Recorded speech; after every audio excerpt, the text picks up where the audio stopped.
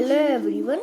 In this video I am going to tell Bhagavad Gita sloka number 5.29. In the previous slokas, Lord Krishna gave a brief introduction of yoga. Let us begin with this sloka. Bhoktaram yajñatapasam sarvaloka maheshwaram suhridam sarvabhutanam jñatva mam santim ruchyati. Bhoktaram, the beneficiary, yajna, of sacrifices, tapasam, and penances and austerities, sarvaloka, of all planets and the demigods thereof, Mahaishwaram, the Supreme Lord, Suhrudam, the benefactor, Sarva, of all, Bhutanam, the living entities, Jnatva, thus knowing, Mam, me, Lord Krishna, Shantim, relief from material pangs, Richati, one achieves. The whole meaning is, a person in full consciousness of me, knowing me to be the ultimate beneficiary of all sacrifices and austerities, the supreme lord of all planets and demigods, and the benefactor and well-wisher of all living entities, attains peace from the pangs of material miseries. The conditioned souls within the clutches of the illusory energy are all anxious to attain peace in the material world, but they do not know the formula for peace, which is explained in this part of the Bhagavad Gita. The greatest peace formula is simply this: Lord Krishna is the beneficiary in all human activities. Men should offer everything to the transcendental service of the Lord because He is the owner of all planets and demigods thereon. No one is greater than Him. He is greater than the greatest of demigods, Lord Shiva and Lord Brahma. In the Vedas, Shvetaswatar Upanishad 6.7, the Supreme Lord is described as Tameshwaranam Paramam Maheshwaram. Under the spell of illusion, living entities are trying to be lords of all the survey, but actually they are dominated by the material energy of the Lord.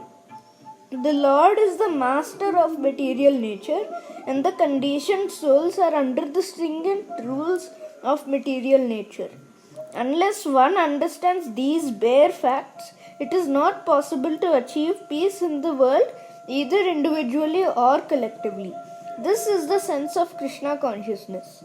The Lord Krishna is the supreme predominator, and all living entities, including the great demigods, are his subordinates. One can attain perfect peace only in complete Krishna consciousness. The 5th chapter is a practical explanation of Krishna consciousness, generally known as Karma Yoga. The question of mental speculation as to how Karma Yoga can give liberation is answered herewith. To work in Krishna consciousness is to work with the complete knowledge of the Lord as the predominator. Such work is not different from transcendental knowledge. Direct Krishna consciousness is Bhakti Yoga, and Jnana Yoga is a path leading to Bhakti Yoga. Krishna consciousness means to work in full knowledge of one's relationship with the Supreme, and the perfection of this consciousness is full knowledge of Krishna, or the Supreme Personality of Godhead.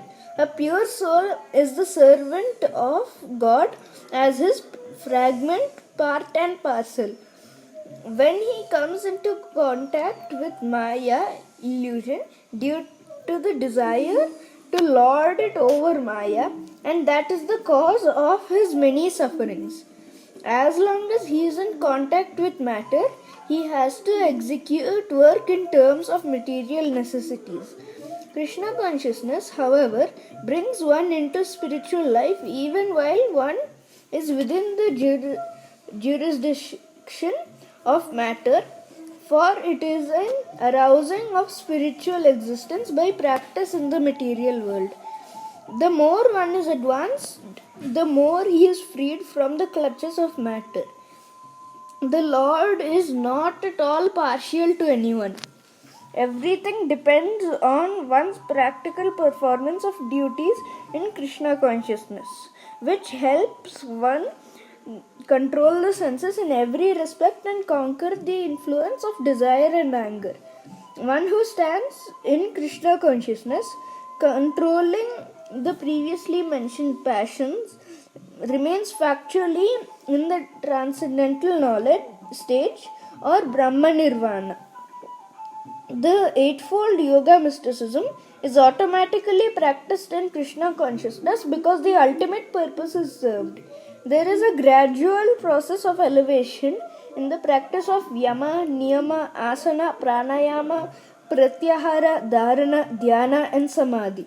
But these only preface perfection by devotional service, which alone can award peace to the human being. It is the highest perfection of life. Thus end the Bhaktivedanta purports to the 5th chapter of the Srimad Bhagavad Gita in the matter of Karma Yoga or action in Krishna consciousness. This was the last shloka in chapter 5, Karma Yoga, action in Krishna consciousness.